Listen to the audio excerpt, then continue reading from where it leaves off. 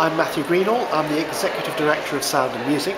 Sound and Music is the outcome of the merger process we're going to be talking about.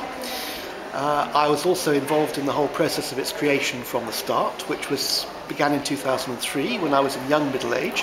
As you can see, I'm now in middle age. And it began really as an Arts Council initiative. They saw the need for some coming together of organisations that were working in the area of what I suppose you could loosely call new music and sound. They saw that relative to other art form areas it was underperforming in their view, and they wanted to bring together some kind of coming together of these organisations to do something differently. They were also a stakeholder in it themselves. They had Contemporary Music Network on their books, which was an organisation they'd been looking to try and find a new future for about 20 years.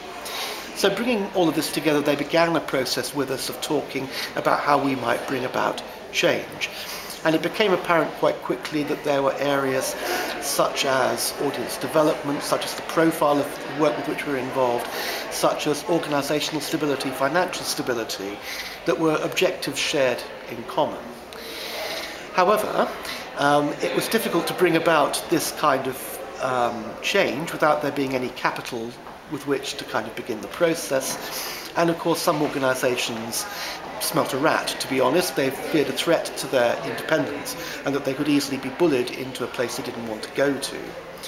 So over a period of time, the 10 organisations that were originally involved, and they were very wide-ranging organisations from quite niche sound art through to Asian music, African music and so on, narrowed down to a small group of 4 or 5 that really took this proposal seriously.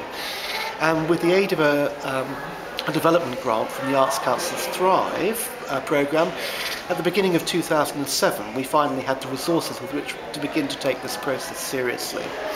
And that was the point at which there was a step change in the whole energy behind this process to create a new organisation and roll out a new vision for the sector.